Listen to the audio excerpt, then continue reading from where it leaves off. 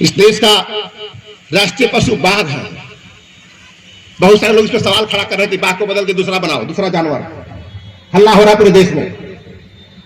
राष्ट्रीय पशु बाघ एक हिंसक जानवर है। एक तरफ सम्राट अशोक को लोग कहते हैं कि हिंसा छोड़ के अहिंसक हो गया तो सत्यानाश हो गया, और एक तरफ वही लोग कहते हैं कि हिंसक जानवर राष्ट्रीय पशु क्यों रहेगा, अहिंसक बनाओ। ऐसा क्यों ड्रामा होगा? एक निरीह जानवर को राष्ट्रीय पशु बनाओ जो अपना भी कल्याण नहीं कर सकती, उसको जानवर बना दो। एक तरफ हिंसा का विरोध, एक तरफ अहिंसा का समर्थन। नहीं, राष्ट्रीय पशु बाघ ही क्यों है? क्योंकि बाघों की 4 प्रजाति होती है। जान लीजिए ध्यान से, सब पता नहीं मिलेगा। इसलिए मैं चाहता था कि बच्चे बैठे स्कूल के बच्चे बैठे हो तो जिंदगी बीती आएगी उनकी, टीचर जान बता नहीं पाएंगे, क्योंकि टीचर खुद भी नहीं जानते क्या बताएंगे।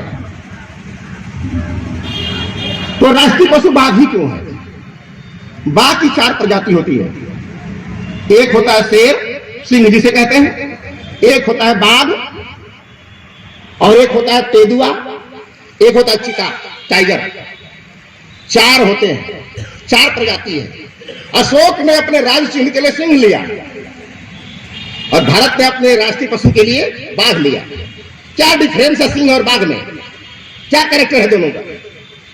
तो आज से जान लीजिए कि बाघ जंगल में अकेला होता है, एक बाघ।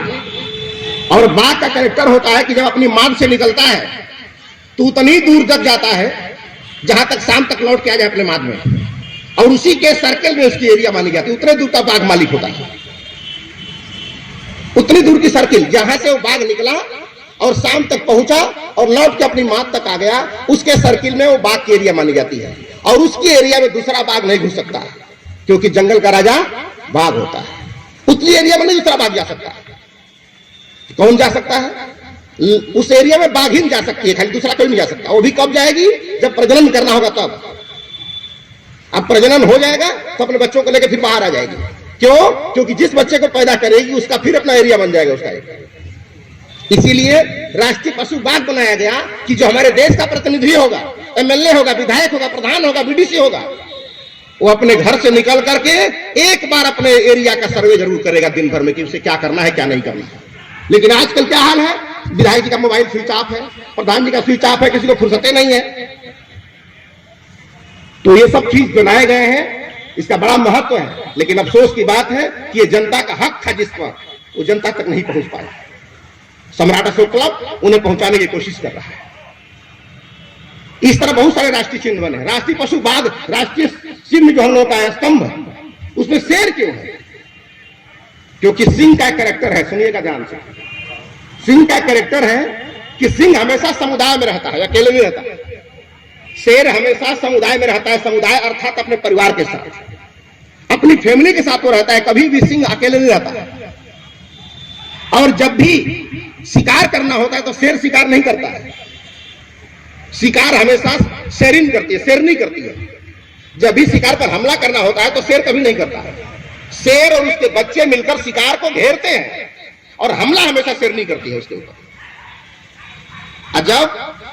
जब शिकार मारा गया तो सबसे पहले खाएगा कौन? ये बड़ा सवाल है। सामने घेर के मारा, खाएगा कौन पहले? तो सबसे पहले शेर खाएगा, क्योंकि शेर खाने का संदेश है कि सुरक्षा कवच हमारा तगड़ा होना चाहिए। इसीलिए भारत में सबसे पहले तनख्वाह जो दी जाती है वो डिफेंस को दी जाती है। भारत में सबसे पहले तनख्वाह को अगर पाता है तो सबसे पहले डिफेंस के लोग, फौज के लोग तनख्वाह लेते हैं। आपने फौजियों को तनख्वाह के लिए हड़ताल करते नहीं देखा होगा, क्योंकि सुरक्षा अगर तगड़ा है तो अंदर हिंदू मुसलमान करते रहो, कोई दिक्कत नहीं है। मंदिर मस्जिद मारामारी करते रहो, कोई दिक्कत नहीं है। लेकिन सुरक्षा सीमा तगड़ा होना चाहिए, इसलिए पहली प्रेवेंटिव दी जाती है, डिफेंस को दिया जाता है। इसलिए सबसे पहले आहार शेर करता है, उसके बाद उसके बच्चे करते हैं, अंत में वो गृहिणी करती है जो भोजन बनाती है। आप आज से 50 साल पीछे जाइए, हमारे परिवारों का मॉडल भी यही था। परिवार का मॉडल भी यही था।